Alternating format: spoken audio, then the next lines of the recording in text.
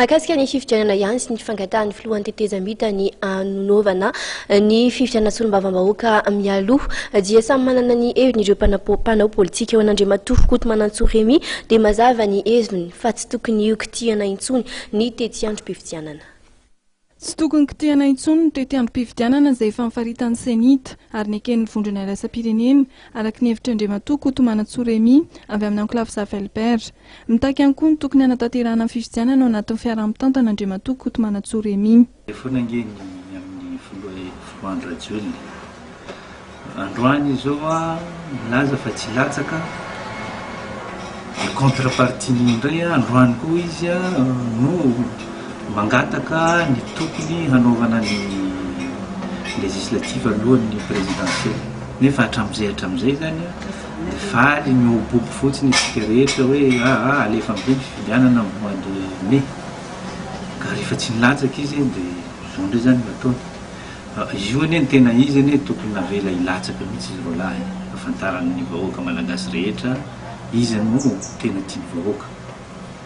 Ka aminay zany tsy tokony kitikitihana intsony io ary tsy tokony Andriamatoa Anny Rajoelina mihitsy no hitantana ny fifidianana raha ohatra ka sendra ho isan'ny fifidianana zany.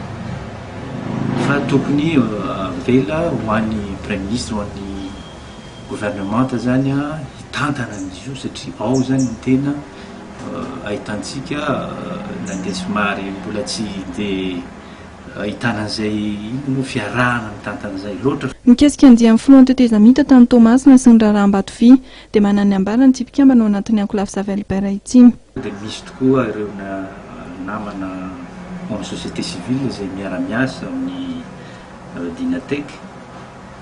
Magaga ny maninona tsy nitenenina hoe ireo fanaka sy ny meuble de bureau be izay vaovao nomeny Dinatek. Io nefa nampy manantany fotsiny ange ny Dinatek hoe sao dia mba ilainareo koa reto fa dia nomena fa tsy tokony mba nilazaina tao hoe mba nisy ihany aza ny vaovao be ny ankamarony reny ange tany amin'ny Dinatek tao ireo meuble ny kojakotsana bureau rehetra reny izay hitantsika ao amin'ny ireny bureau reny. Ary eto dia mampalahelo ahy mihitsy zany no lazaina foana hoe tsy mavita ho no menimena. Izy moa tsy faly rehefa misy zavatra vaovao ohatran'ireny no atao. Tenako aloha dia nisy faly tokoa navitana an'ireny zavatra ireny kanefa kosa vahoaka malagasy ange mba mila izany fitantanana mangarahara zany.